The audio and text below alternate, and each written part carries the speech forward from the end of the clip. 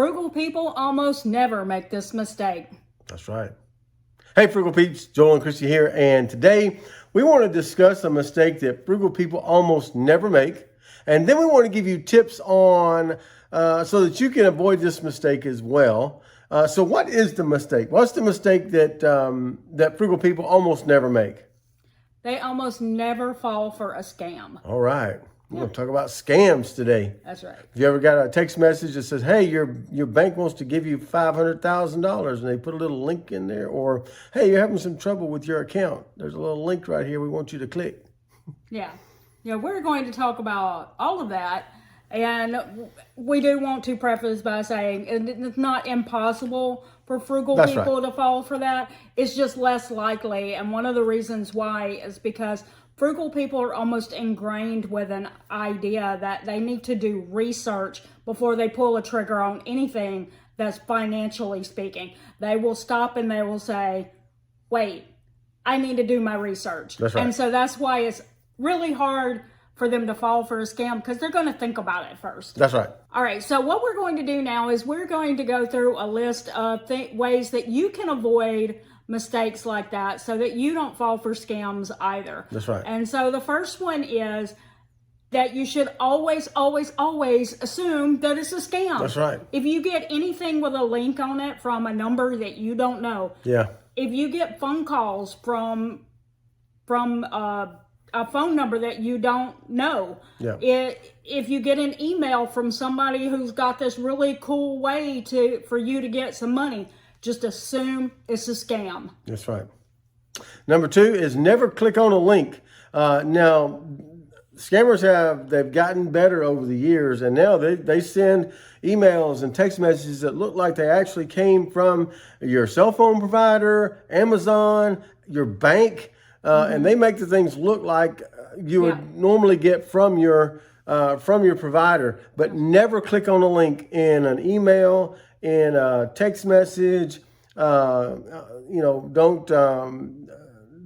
give anybody permission over the phone to do anything with your accounts. Don't download apps. I know that's happened in the restaurant where I work. It didn't happen. It happened once in our restaurant, but across our chain, we get calls all the time from people saying, hey, your operator owes a lot of back taxes. Please download this app and wire us some money. And people fall for that. And never do those things, because it's almost always going to be a scam. Unless you know that it exactly came from your bank or from Amazon or something like that, never click a link in an email. I would say anytime that I get anything like that, instead of clicking the link, I'll go to the actual website or app where I have my account already. So I know that I'm clicking on the actual bank account or website. That's right. And then I look there to see if that information is there.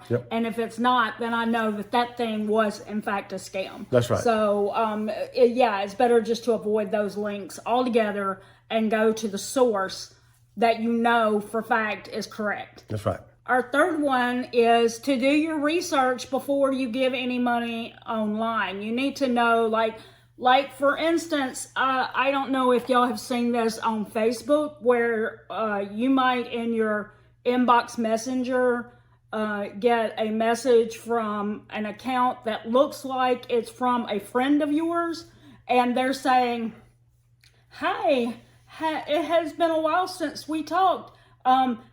Could you send me some money? I really need help. But it looks like it's somebody that you know. But if you really do your research, you might realize that this is a phony account and this person is not your friend at all. That's right. So always be cautious of that. Contact them through a text. Like if you get it through inbox messenger, send them a text. If they know you well enough to be asking for your money, then you probably have each other's cell phone numbers. Text them and find out if they've been hacked. That's right. A lot of times that's not real, and it's somebody that's trying to look like your friend. That's right. And kind of piggybacking off that is number 4. Don't accept friend requests from friends who you thought already had an account. Facebook is notorious about this. Scammers will clone Facebook accounts. They'll take pictures off of cloned Facebook accounts and then send you a friend request and you think that your friend has started a new account. Right. And from there they can scam you from there if you're not careful with those things. So just make sure that you're doing your due diligence in accepting and not accepting friend requests on social media. Oh, and I'll also give another one there. Like if it's a celebrity or somebody that's well known, singers, actors, something like that maybe you follow on Facebook. If you start getting messages from an account that looks like theirs, but it doesn't have a blue check by it. Yeah. The blue check is what's there to prove that it's the person who really is the celebrity. That's right. But regardless, if you start getting messages from them saying, hey, just send some money to a GoFundMe or something like that, assume that they've been hacked. Celebrities do not send messages like that. That's right. All right, number 5 is have strong passwords. Don't do the 1, 2, 3. That's too easy. Yeah. Also, but even more than that, you need to think something outside of the box. Don't use like your current home address or your name or like an immediate family member's name or something like that as your password, because those things might be too easy to guess if they find your profile somewhere. That's you right. need it to be something that really people wouldn't know unless they really knew you. That's right. Or it couldn't even come up and connect, like using maybe, like a phone number or some random number that had some connection to you in the past, but you don't even, it wasn't even yours. It was just one that you remember really well. It's something most people would never come up with. Yep. But if you do like your pets, your kids, your husband, your wife's names, things like that, they might be too easy to figure out. That's right. And in conjunction with that is number 6. Don't use the same password across all your accounts. Don't use one password for every account, because if somebody steals your password to one account, they're going to try it on other accounts as well. And if you're using it on the other accounts, you've pretty much given away your life to a scammer. So make sure you're using different passwords for all your different accounts. Write them down somewhere. There's an app that you can also use for passwords. You can write them down in your notes on your phone. However you want to do that, do a Google Sheet. That's why I do at work. I have a Google Sheet with a lot of passwords on it that it's in a certain place, protected place on our Google Drive. But that's where I keep the passwords that I use for the vendors that we have that I have to pay. So don't use the same password across all of your accounts.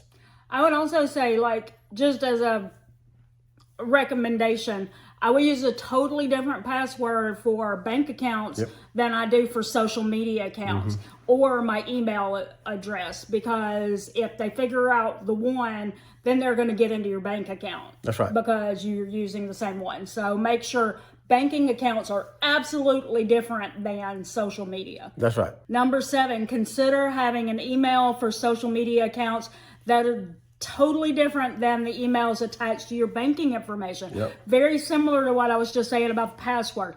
If you use the exact same email address for social media accounts as you use for your banking information, once they figure out what email address you're using for Facebook or Instagram, then they go over and they figure out, the banking information is connected to that same email address, then they got into your banking information. And so we don't do that. Our banking information is totally different than any email address that we use for social media. That's right. Number 8 is consider using two-factor authentication on all your accounts.